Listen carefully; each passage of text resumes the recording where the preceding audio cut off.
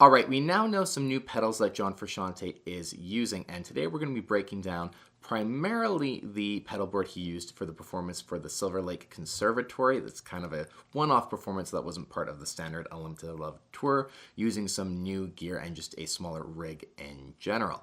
So let's get right into the pedal board breakdown, you guys, because just really cool to see some new pedals making it onto John Frusciante's pedal board.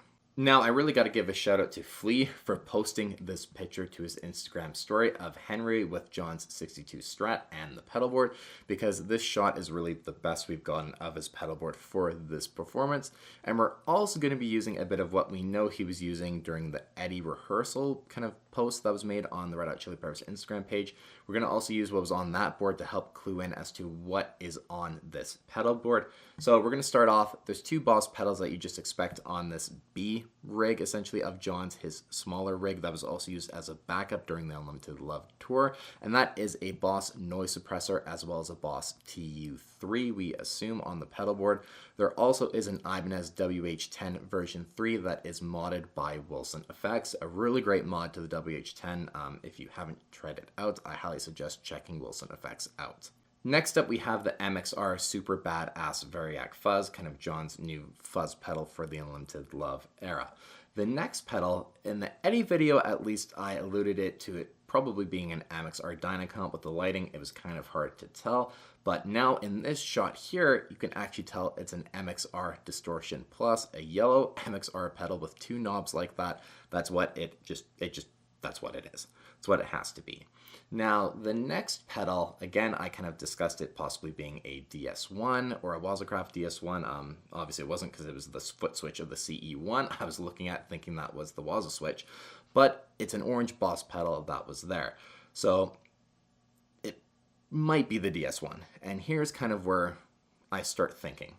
Okay, so John used this pedal board for the performance for the SilverLake Conservatory.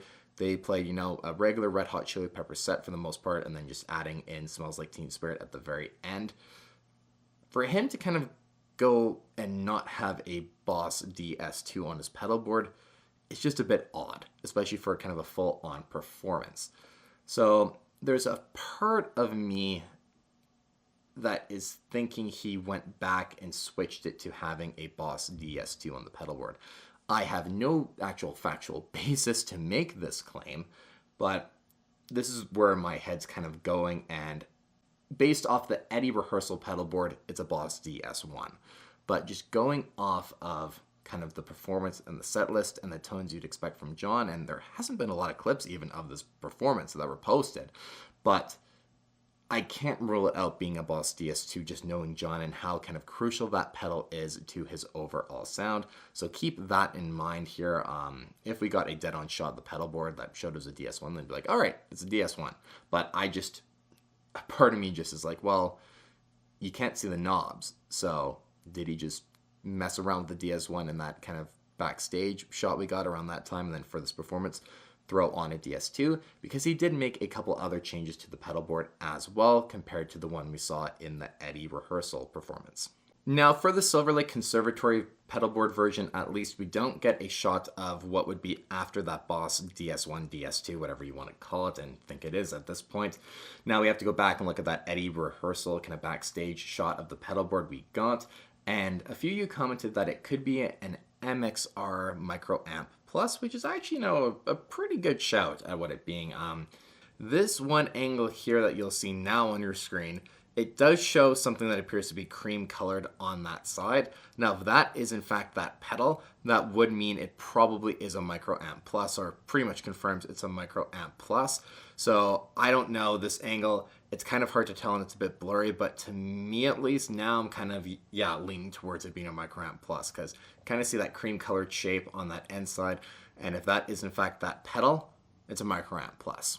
All right, so at this point here, we're going to move on to the back tier of the pedal board, and this pedal here, just looking at the color of this Boss pedal, I remember originally thinking it was either an RV6 or an OC5, and definitely now with the color, you can actually see it in good lighting. It definitely looks like a Boss RV6 to me. That's going to be on his pedal board. Now, beside that Boss RV6, you have the Digitech PDS 1002, and it's just clearly one of John's favorite delay pedals of all time. I think it's safe to say the fact that he's still sticking with that pedal up until this point and even moved it onto this smaller pedal board for this performance. It's just, you know, what more evidence do you need of John just absolutely loving that delay pedal? Now, this did make me go back and think of that Eddie version of the Pedalboard, I'm just going to call it now, and I realized, wait a minute, I think that pedal that was where the Digitech PDS was a carbon copy, and you can actually see, I'll point it out on your screen, but right where that modulation switch should be on the carbon copy, you can actually kind of see a little white circle, and I'm pretty sure that's what that is. So I think that pedal on that version of the Pedalboard was actually a carbon copy, swapping a delay for a delay, if you will. Then, of course, the Boss CE1 just moved over a little bit on the Pedalboard, and that would round off the version of the Pedalboard. Now, taking a look at these pedal boards as a whole here, I think it's still clear that John is experimenting a little bit with his gear, and especially the pedals that he's using for, you know, his sound now that he's rejoined the band. And who knows, maybe, for example, the Distortion Plus will make it onto the next version of his full touring pedal board. You know, they have a few shows coming up in the new year, and I'm just really excited to see what that pedal board is going to look like and if any of these pedals make the cut and make any addition to his pedal board.